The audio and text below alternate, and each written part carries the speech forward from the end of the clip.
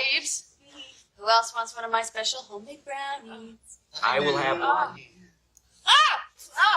Yeah, I'm not going to have one of those. No, it's just my tooth. All right, I'll have one.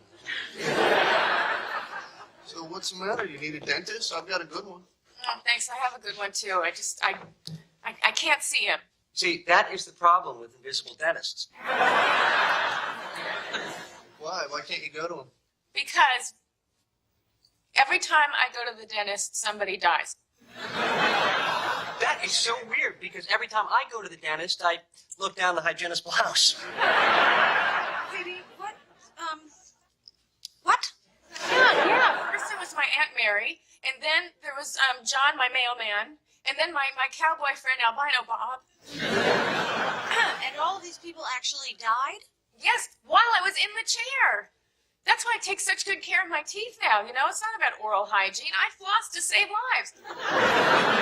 Please, come on. You didn't kill anybody. These people just happened to die when you went to the dentist.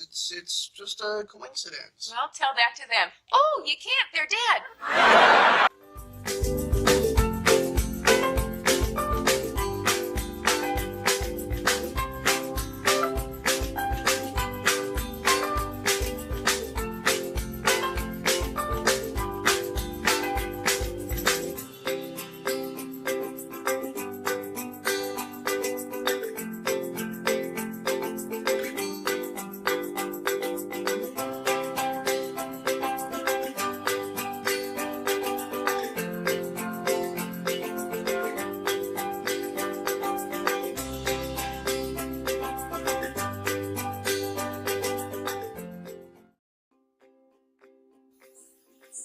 How are you going to get home over to Molly Break?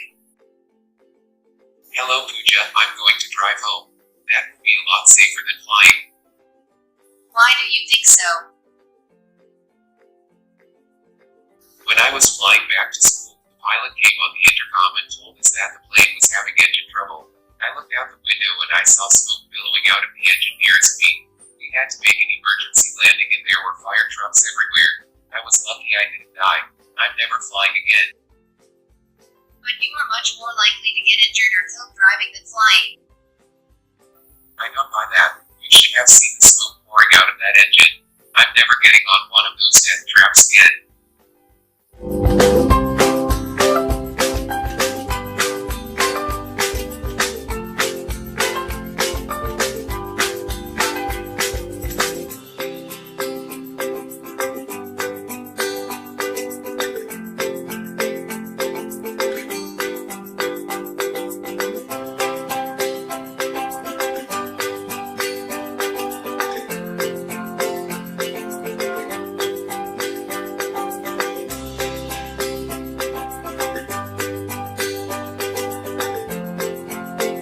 When Mexico sends its people, they're not sending their best.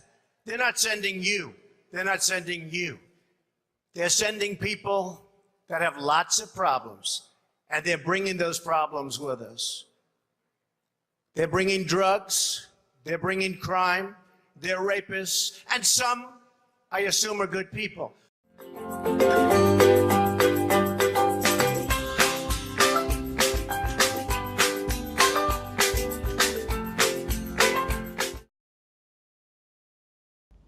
Example 4, the risk of terrorism increased after 9/11. There's no evidence to suggest the risk of terrorism increased after 9/11.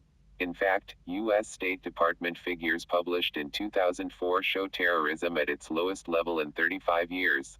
Some media coverage gives the impression that 9/11, as an event, somehow led to or caused an increased threat of terrorism.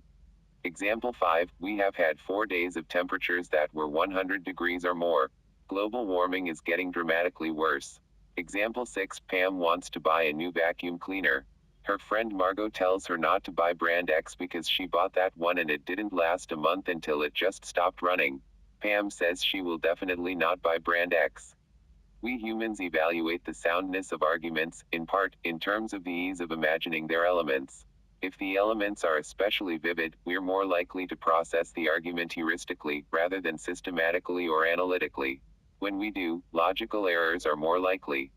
When we think, we usually use both heuristics and logic, with each process influencing the other. Those who employ the misleading vividness rhetorical fallacy are often trying to tilt us toward heuristics, away from reason. When they succeed, we're more likely to accept unproven conclusions.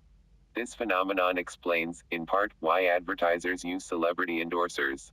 They're trying to trigger heuristic thinking by relying on the good feelings we have for the celebrities. Journalists rely on misleading vivid anecdotes to sell their story. Often they use anecdotes to try and disprove statistics. It also explains why politicians so often employ scare tactics. They conjure vivid, scary images that cause some of us to think more heuristically. When we make decisions at work, we have to be more careful. Here are 3 indicators of the use of misleading vividness in workplace debate. Sensory breadth: messages that invoke more senses are experienced as being more vivid. The more direct the invocation, the more vivid the message. Overly detailed examples: although counterexamples can disprove general claims, examples rarely prove claims. They're useful illustrations, nothing more. When examples offered as illustration contain powerful imagery that can invoke strong emotions, they could be instances of misleading vividness. Personal stories: clarifying stories can be helpful. When stories are personal, first person or not, they can evoke strong feelings. Personal stories that evoke emotions are especially vivid. When listeners relive the experience of the story, or similar experiences, misleading vividness is a strong possibility.